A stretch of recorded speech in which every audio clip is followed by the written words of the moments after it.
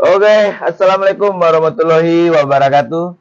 Jumpa dan ketemu kembali bersama gue, channel Acakadut. Nah, saat ini kita lagi di program acara TV Indie di acara podcastnya channel Acakadut. Nah, saat ini gue tidak sendirian, gue ditemenin sama salah satu tokoh masyarakat mungkin ya, atau masyarakat yang sangat berpengaruh di Kota Solo. Yaitu perkenalkan, di sini saya ditemenin sama Om Yanbul.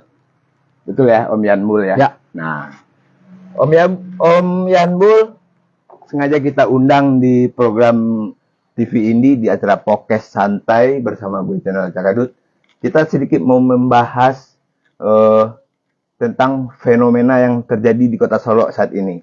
Apalagi kita mau menghadapi Pileg ya, 2024. Jadi tema di podcast kita di siang hari ini kita angkat adalah harapan masyarakat. Nah, karena di sini kita udah dengan bintang tamu ada Om Yanbul, sedikit kita bincang-bincang santai. Ini bincang-bincang santai ya. Jadi apa nih harapan dari masyarakat? Kita tanya langsung kepada Om Yanbul, tapi sebelumnya kita persilahkan Om Yanbul untuk memperkenalkan diri biar teman-teman yang melihat dan menonton acara podcast channel Acakadut ini bisa tahu siapakah Om Yanbul sebenarnya. Oke, silakan. Oke, selamat sore para pemirsa, sahabat Acakadut di mana saja berada, khususnya di Kota Solo yang kita cintai. Terima kasih. Kenalkan saya Yanbul. Keseharian saya saat ini adalah mantan pensiunan sebuah perusahaan BUMN. Yaitu Taspen, dan sekarang saya adalah sebagai warga masyarakat Kota Solo biasa yang juga tentunya ikut berpartisipasi dan berempati dalam menyikapi jelang Pileg 2024 yang tinggal hitungan beberapa bulan lagi akan segera dilaksanakan di Kota Solo ini. Saya Yanbul siap memberikan masukan untuk Kota Solo. Mantap, teman-teman. Nah, Om Yanbul, ya, teman-teman udah tahu siapa Om Yanbul. Beliau udah memperkenalkan diri. Nah, sekarang kita langsung tanya langsung ke beliau. Om Yanbul, dengan fenomena Pileg saat ini yang terjadi di Kota Solo, karena tema kita di sore hari ini adalah harapan masyarakat. Apa harapan masyarakat? Minimal paling tidak, kata Om Yanbul, apa sih harapan kita buat para kontestan yang ada di Pileg di Kota Solo ini? Ya, terima kasih Bung Acakadut.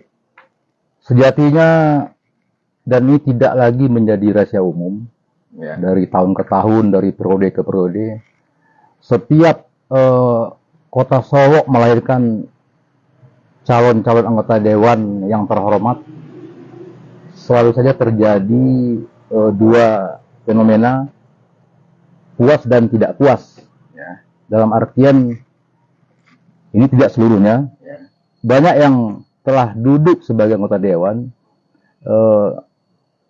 realisasi dan kenyataan ke depannya ternyata banyak yang mengecewakan masyarakat. Jadi terlupakan oleh mereka ya? Ya, tapi dengan tanda kutip, tidak semua anggota dewan yang berwawasan seperti itu. Ya, oke.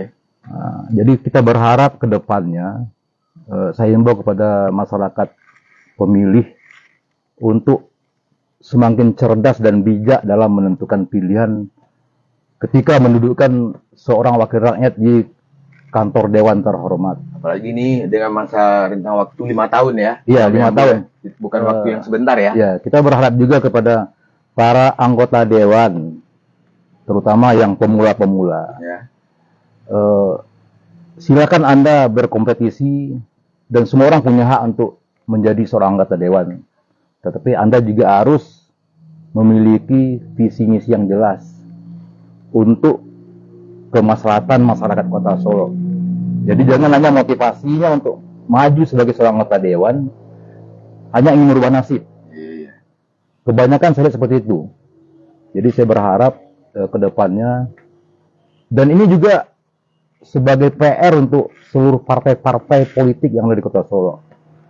Jadi dalam menyeleksi para calon anggota dewan juga harus agak selektif.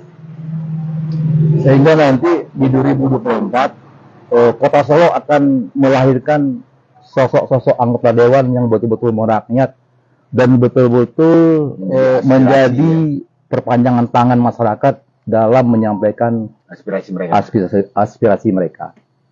Mantap. Nah, itu teman-teman. Jadi buat masyarakat Kota Solo, cerdaslah kalian dalam memilih kandidat untuk anggota legislatif. Jadi memang harus selektif ya Om Dayan ya. Ya. Jadi tidak asal. Nah, bagaimana kalau kan banyak nih yang terjadi bacalek mungkin kita sebut ya. Ya.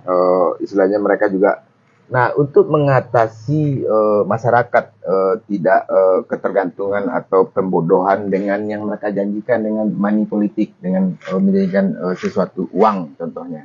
Nah, ini sebetulnya sebuah permasalahan yang selalu timbul setiap perhelatan pileg atau pilkada. Makanya kita mengimbau juga, ini juga termasuk peran aktif dari tokoh-tokoh masyarakat yang mungkin dimulai dari level keluarga, kepala keluarga, RT, RW, atau tokoh-tokoh masyarakat yang ada di lingkaran sebuah kelurahan, sebuah wilayah, untuk bisa memberikan pencerdasan kepada masyarakatnya. Jangan sampai tergiur hanya karena lembaran-lembaran rupiah yang berapa lembar, masyarakat tetap dibodoh-bodohin. Dan saya juga mengimbau kepada para caleg, silakan Anda berkompetisi, tapi jangan mengandalkan uang. Tunjukkanlah kredibilitas Anda dan keseriusan Anda betul-betul sebagai anggota dewan yang nanti ketika duduk adalah betul-betul sebagai perwakilan rakyat. Tapi ketika Anda konteksnya dalam maju sebagai calon anggota dewan sudah memakai cara-cara yang tidak bagus, berpolitik dengan tidak murni hanya dengan menyampaikan visi misi, itu nanti akibatnya masyarakat akan tetap kembali seperti tahun-tahun kemarin. Seperti dulu. Tapi gini Om Dayan, tapi kan masyarakat butuh gitu loh. Apalagi kan tidak semua ekonomi masyarakat itu mereka stabil juga. Apalagi mereka banyak bacalek ini kadang iming-imingi, menjanji-janjikan. Apalagi kita kan kembali lagi pada kebutuhan. Nah, apakah di sini masyarakat tuh harus kita himbau untuk menahan diri? Oke, itu sebuah dilema yang selama ini tetap terjadi di tengah-tengah masyarakat dengan alasan-alasan yang klasik. Ada yang mengatakan ini karena masyarakat butuh, karena sesuai dengan profesi mereka. Karena kan tingkatan masyarakat di sebuah kelurahan atau sebuah daerah itu tidak sama. Tidak sama ya. Ada yang udah mapan, ada yang latar belakang pendidikannya lebih tinggi, atau mungkin di bawah itu levelnya. Jadi di sini kita juga minta kepada seluruh komponen masyarakat yang punya kewenangan dan punya wawasan lebih tinggi untuk memberikan pengertian-pengertian kepada masyarakat yang katanya ada sebagian tadi yang mereka butuh. Jadi di sini ada tuntut kita-kita yang sedikit punya wawasan untuk memberikan pencerdasan. Dalam artian itulah saat nanti ketika anggota dewan yang kita pilih betul-betul murni karena niat kita membantu mereka, dan ketika mereka duduk, mereka juga tidak terbebani dari ketika awal mereka duduk dengan memberikan uang, berarti mengeluarkan modal. Jadi intinya kita bisa bayangkan ketika mereka sudah menjadi seorang anggota dewan, yang pertama betul pikirkan mereka harus kembalikan modal. Jadi kapan lagi mereka untuk memikirkan masyarakat? Tapi ketika sosok seorang anggota dewan ini dipilih dengan murni betul-betul karena hati nurani rakyat dan bisa berharap kepada mereka, bersandar kepada mereka, menitipkan harapan-harapan untuk kemajuan daerahnya, itu pasti akan terwujud Tapi ketika konteksnya seorang anggota dewan bisa duduk di gedung terhormat dengan latar belakang mengeluarkan biaya, ya kasarnya inilah kita tidak usah pakai mana-mana istilah, nyogok istilahnya, yang orang keren katakan itu apa money politik. Kita itu harus hindari itu. Jadi saya mengimbau sekali lagi, mari kita sama-sama mengawal Pileg 2024 khususnya di Kota Solo untuk menghindari money politik dan steril mengikuti hati dan harus ikuti aturan yang ada. Dan juga saya minta di sini juga peran aktif dari instansi terkait seperti untuk pantauan Bawaslu, KPU atau pihak kepolisian ikut mengawal dan kalau perlu ditangkap sesuai aturan yang berlaku, diproses secara hukum. Atau gini, kita persilahkan masyarakat ambil uangnya, jangan coblos orangnya.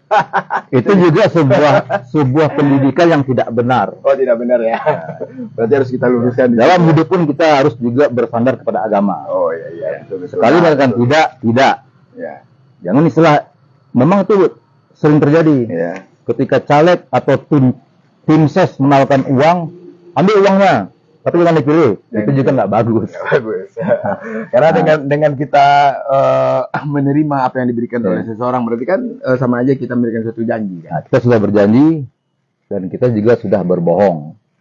Nah, itu jadi kita harus cerita yang real lah. Yang real ya. Dan kita berharap 2024 anggota Dewan Kota Solo lebih lagi kualitasnya dari tahun-tahun kemarin. Mantap. Nah, itu masyarakat.